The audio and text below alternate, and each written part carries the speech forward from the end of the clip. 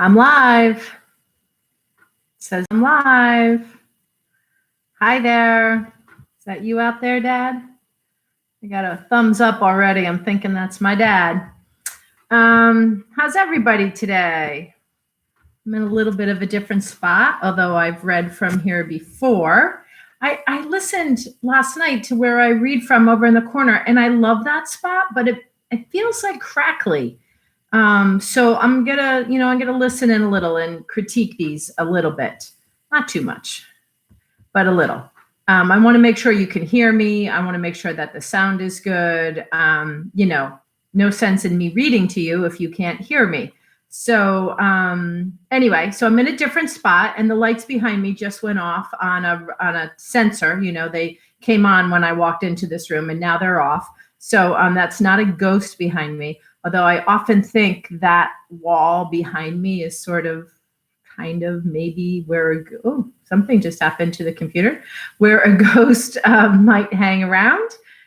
So if you see one back there behind me while I'm reading, yeah, don't tell me. I don't want to know. I have to be in this building alone a lot these days. So, I'd rather not know what you see back there. Let's see. This is Frankenstein Tea. It is a program that I do every day from the Island Free Library, unless I'm home. A couple days a week I'm home, but I still read from home. It is an afternoon check-in. My dad's laughing. Yeah, really, Dad. Don't tell me what's behind me. An afternoon check-in with stories for adult listeners. This is adult genres, adult themes, adult language, adult situations. So that's your big hint. Your smaller hint is, there could be sex and swearing and who knows what else going on in these stories, but they're for adults, and they're from a wide range of authors and sensibilities. And we've been trying to offer a variety of short stories. So welcome to today's. I always hope you like it. But again, if it doesn't sit right, or maybe you might need to listen to it again, I'm going to give you a hint. You might need to listen to this one twice. I think I looked up easily a dozen words, and let's hope I learned how to pronounce them all. So, this is a little bit of a different story in that way, that the language was difficult for me, may not be difficult for you, of course. Now, Dad, don't turn off the show just because I said that. You can make it. But I did look up a bunch of words. So, again, it's different every day, what we read, what I read to you. And of course, it's different how you take it in and, all of that. So I often, I just offer these. They're offerings. And if you like it, great. If you loved it, share it, listen again. If you didn't, scroll back through, filter back through. I've been doing this program for quite a bit of time now. There are loads of stories up on the channel. So you can, go back and listen to something, or turn on a different one at dinner, or turn on a different one while you're doing a chore or going to sleep tonight. Whatever that looks like. I'm thrilled that you'll even consider those possibilities. It's really a nice way for us to stay in touch during this time, while librarians in Rhode Island are saying, the buildings are closed, but the libraries are certainly still working. I'm not quite sure I say that. I think, this is an awesome building, and I'm sure you all want to get back in it. But so I don't like to highlight that part, but we are definitely all still working and really trying to reach you in our community and sustain, reading and learning and civility and culture and history and all those other things that libraries do. So Frankenstein Tea every day at 3:00, an adult short story and a little bit of a check-in with me, the library director, and with you. And I'm just going to go through the check-in list quick. And I don't do it every day, but Again, listen to it every day if you need to. It is definitely recorded out there many times. So for today, have you had a regular meal? Have you showered? Have you had enough sleep? Are you thinking kind thoughts about yourself? Have you had fresh air? Have you connected with someone you love? And have you moved your body? Those are all things to do.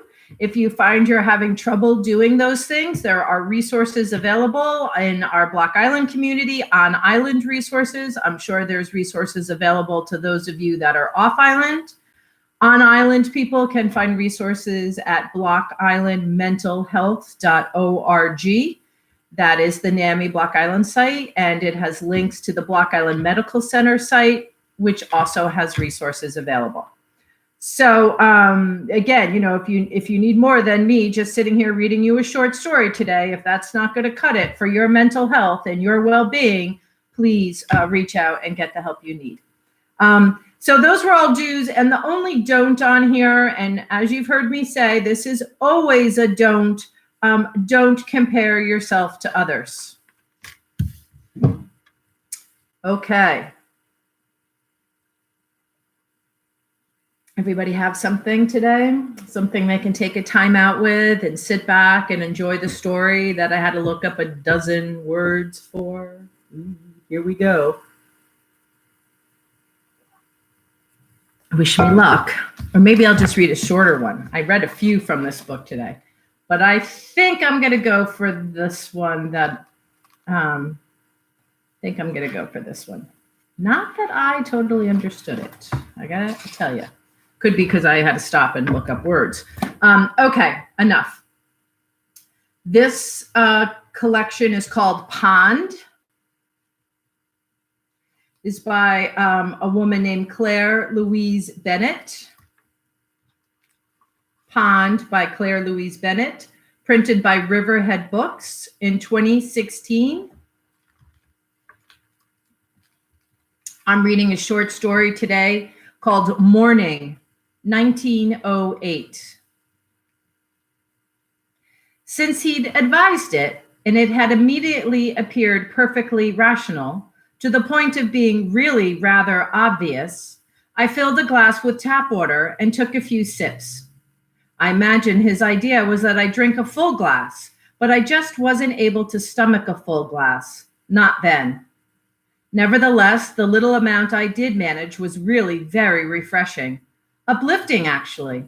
And the dizziness that had bristled in and about my joints since I'd got up out of bed more or less subsided directly after consuming it.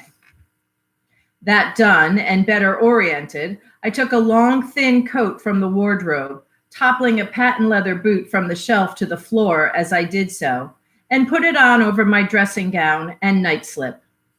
No one will see me, I thought, but took a look in the mirror near the door all the same, and was surprised to see that the three garments layered this way looked very well.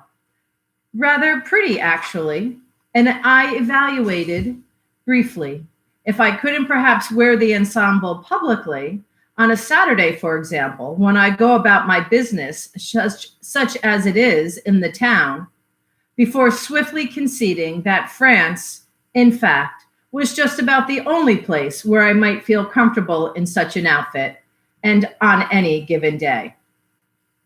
This is my favorite time to leave the house and take a slow, short walk. It is the time when my mind is least disposed towards fuss or hypothesis. It is the time when I have nothing to do after. Even so, I wasn't expecting much from it this evening. I don't know why. Possibly because I was taking one thing at a time, and therefore such a thing as expectation was nigh on impossible to cultivate. Added to which, the impetus really for going out there at all was primarily to take some new air, and secondly, to have my body undergo a little activity, however gently, however briefly. Pragmatic objectives, then, pertaining to my physical well-being, were my principal concern. I was not, for example, looking to overhaul my mental disposition or redirect my emotional bearings. To be perfectly honest, I have, of late, become unusually dissociated with my immediate surroundings. The weather has not been particularly congenial this summer, and such is my resignation that lately I have taken to commenting upon its brooding contrariety in routine phrases which demonstrate exasperation and contempt while leaving the utter indifference I've actually begun to feel towards it undetected and intact. It just never stops. Standing next to where the trees are particularly dense long after the downpour has expired, you could be forgiven for believing it was still raining. But, in fact, what you are hearing is just the sound of detained raindrops sliding off one leaf down to the next, and so on, from leaf to leaf to leaf, until falling at last from the final leaf to the ground. Incredible, really. Or so it seemed to me as I went by and heard the thing play out. Further along, there were those very small raindrops, droplets, I suppose, which attach themselves with resolute, but nonetheless ebullient regularity among the fronds of a beautiful type of delicate grass, appearing for all the world like a squandered chandelier dashing headlong down the hillside. I soon came to stand by one of the gates for a while, one I ordinarily pass by, in fact. Most times there's a wind blowing up here, and regardless of its cardinal direction, it invariably travels through the gate in such a way as to make a sound out of it. The same sound, always. A sound I don't mind hearing, incidentally, while passing by, but which would, I'm sure, induce a kind of peripheral insanity if attended to in stationary fashion for very long. Still, despite the gate being uncommonly mute, I would not describe the time I allotted to spend there as being altogether peaceful. I'm used to vehicles coming up this way. That is something I am used to. And sometimes, though less often, they go down the way, and I'm used to that, too. In either case, I step into the long grass, out of the way. At such times, he, without fail, will put a hand up to the driver, whereas I never do. I don't know why, and I do know why. I'm just the same, actually, when I'm on my own, but perhaps the reason why I don't put my hand up then is in any case quite different. Perhaps it would feel sneaky to do a thing without him that I do not do with him. I don't know. And I don't believe unraveling these minor foibles is a relevant pursuit just now. The point is, no car came by. Not one. Not in either direction. A car passing by me is something I am accustomed to. A young man passing by me on this road, on the other hand, is something I am not at all accustomed to. So it was that while I stood at the gate, there came up the road not the thing I am accustomed to, but its opposite, a young man, on foot, his head in a hood. An apparition quite without precedence. I saw him, and I almost didn't believe my own eyes. I saw him, the young man, and it was an alarming thing, a most alarming thing that set my blood and organs into crashing disarray until I was soon drained of all former purpose, as slender as that was. Yet, for all that it did not feel as if the alarm I was experiencing had originated from me, it was rather as if I were implementing the feeling for the purpose of some sort of nebulous external design. No, it didn't quite belong to me. And in fact, it didn't quite belong to the situation either. As the young man came closer, the disquieting sensation did not surge, as one would expect, but remained constant. As such, I could only infer that the pervasive unrest I was undergoing was probably not attributable to the young man's sudden and unprecedented presence entirely.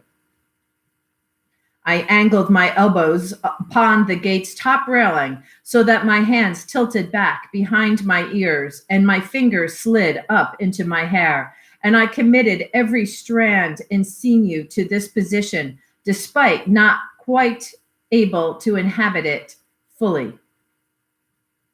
Initially, I thought such a posture might signal an impenetrable insularity, to the point of rendering me invisible, perhaps, a somewhat far-fetched aspiration that was emphatically curtailed by the terrible recognition that actually I, in fact, appeared as defenseless and available for the taking as an ostracized vole.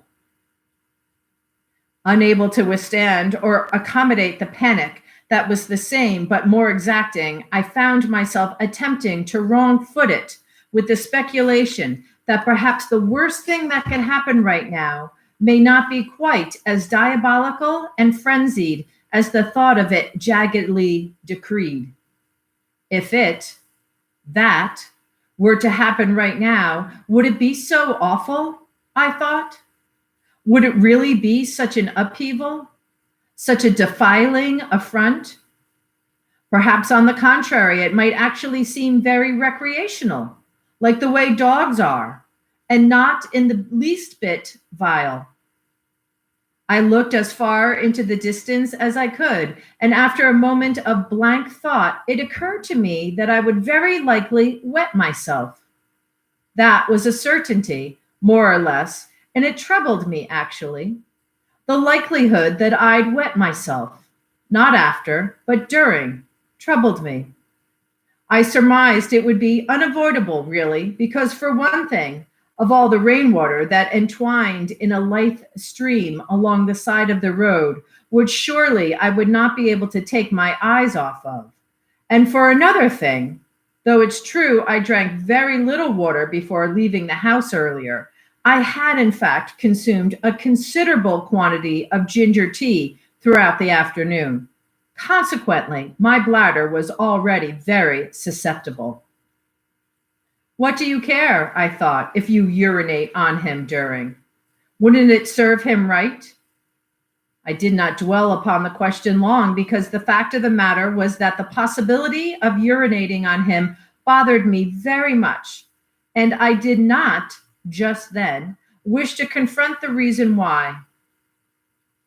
As his proximity to me increased, I became aware of myself from the young man's perspective. My shabby sealskin boots, the cerise snowflake pattern around the top of my thick Norwegian socks, the thin lace trim along the hem of my nightdress, my damp, unbrushed hair. Nothing happened, of course. I stood at a gate, and a young man passed by. That was all. Then the cows went all queer on me. When I arrived at the gate, which was in fact a good while before I'd seen the young man, the cows scarpered off pronto to the left side of the field down a kind of gradient, a reaction which in itself wasn't very remarkable. So I accorded it no significance and mention it now only in order to clarify the herd's temperament and position, so that the subsequent development, convoluted as it is, may be better appreciated. I didn't mind in the least that the cows took exception to my approach and found myself likening them to a shoal of fish on account of the way they each stared out at me from just one side of their head as they ran by. In fact, if anything, I rather approved of their taking up a more distant location, since it meant my attention was free to overlook them. However, this pleasant reprieve did not last long. Soon after the young man had passed me by and my hands had dropped down from behind my ears, the cows drew in close to one another and all looked up at me with the very same expression. I wondered what exactly they could see and did not move. Time passed, right up against me, and then the cows reeled forward ever so slightly, all of them still regarding me with that same expression. The cow stopped and continued several times over and always in the same rhythm. And even though, as they got nearer, I felt increasingly aberrant, I managed actually to defend my position at the gate. And all this time, they did not take their eyes away from me. And so unwavering was this confluence of looking that I went on wondering what exactly it was they could see. Once they got fairly close, they became less unified. Some were genuinely wary, while others dumbly followed suit. And at least one was acquiring that lurching confidence which menial and unexamined curiosity brings out in certain members of any species. I must admit that all this had me feeling fundamentally perturbed in a way I could not describe or even classify. Did they know something? Could they see something?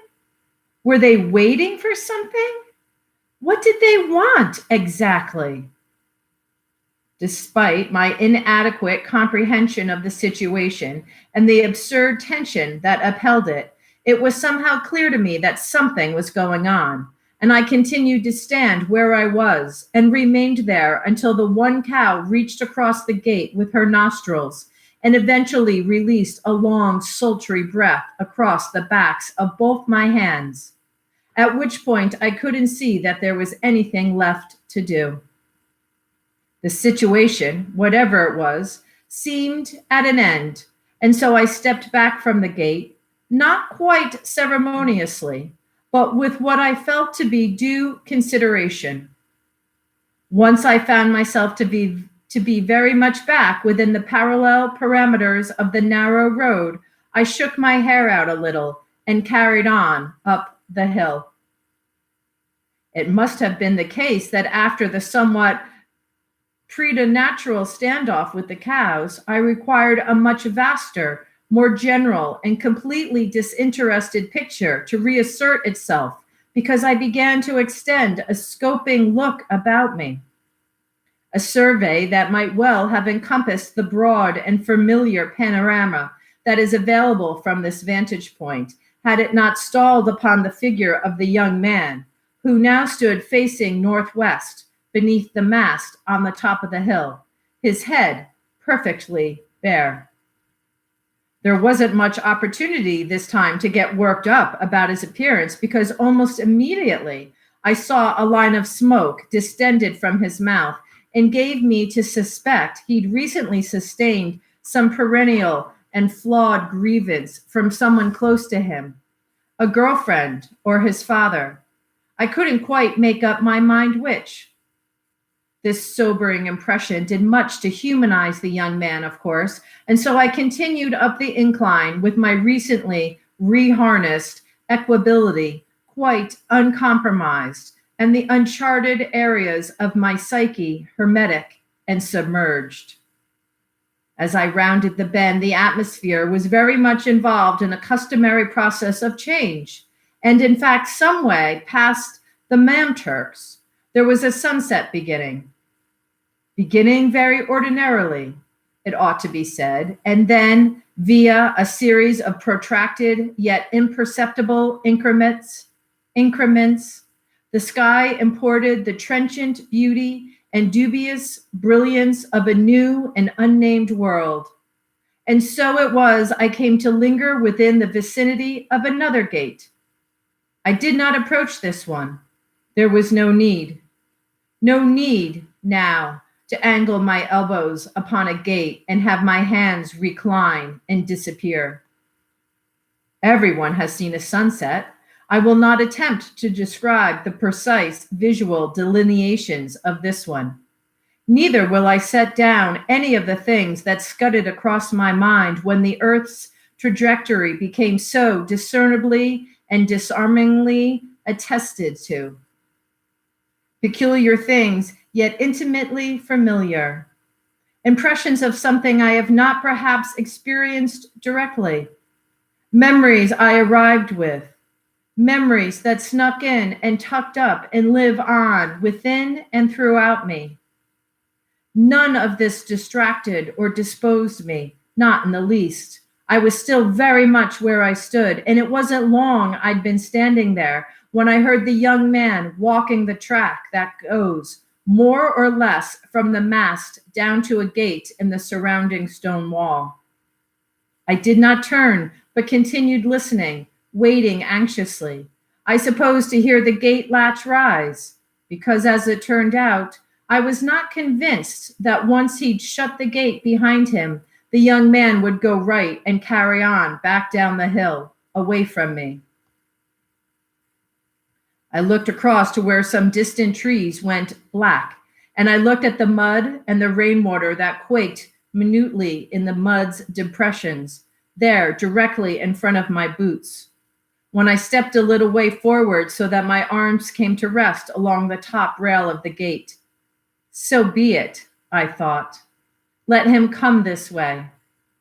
It might, in fact, be the very reason why, despite feeling the way you are feeling, you were drawn out of your house this evening nonetheless, wearing only your nightclothes beneath a long, thin coat. It might, in fact, just be the very thing you need. Let him come this way. By this time, I had no difficulty acknowledging that the shock and aversion that had coincided with his appearance on the road had not been incited by fear of him, but rather by the horror I had felt towards my own twisted longing. A horror which had now more or less receded along with all the fleshly reticence. It might just feel like the most natural thing in the world, I thought. The black trees, the tilting sphere, the humid bovine nostril, the sprawling chandelier, the thin lace trim, my damp, unbrushed hair, all of them tangible and in crescent coordinates in an immemorial routine of force and transmutation, of which the twilight taking of me was perhaps the final and most assuaging element. Surely we are all occasionally called upon to become a function of this overarching and irresolvable hunger. Who knows really what came over me? I was ill, after all. My defenses were down. I wasn't quite myself. Or perhaps I was myself more than ever. Perhaps I was stripped right down to my most vehement hidden currents, transparent and seen through, right there at the gate. On the way to meet the mast, I met with my true body, dissolute and available. I saw it all, every aspect of its necromantic inclination. No, it was not fear that shook me, but rapture. Dissolute, truly dissolute. I heard the gate latch rise, and I heard it fall back into place, and just like that, something somewhere went slack, and nothing further was issued. The gate closed, and the young man turned right and made his way back down the hill, away from me, head in hood, hands in pockets. It was as if the sifted moon, weak as chalk dust, had been abruptly discarded. Just for a moment, everything gathered in dreadful suspension. My eyes gaped, cold and enormous. And then it all glided backwards and into an atmosphere of broadening redundancy, intersected by a vertical and rather searing sense of abnegation.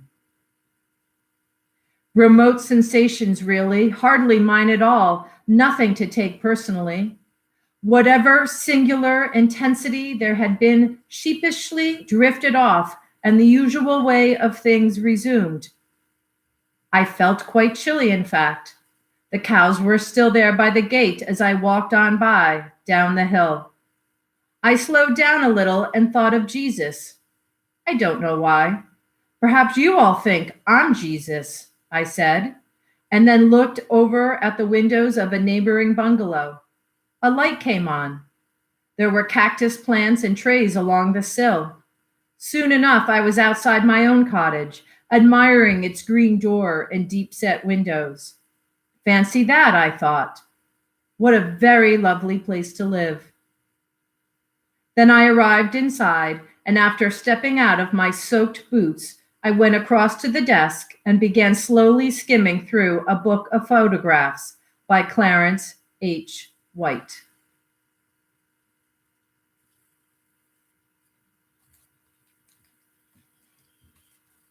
That was a short story called Morning, 1908, by Claire Louise Bennett from her book called Pond.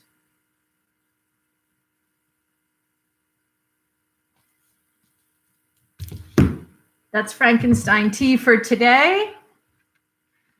I do this program every day. Maybe we have some new folks with us, so I'll wrap up by saying it's a chance for me to read to you. It's a time for us to come together and take a time out during these trying times. Perhaps they're trying for you. Perhaps you're having an easier day today. Whatever is happening today, I wish you the best of luck for that. I'm reading what my father's writing and saying it. I wish you the best of luck with your day. I'll be back here tomorrow for another story, 3 o'clock on YouTube Live. My father says that was far out. All right, Dad. Have a great afternoon, everybody. Thanks for stopping in. We'll see you soon.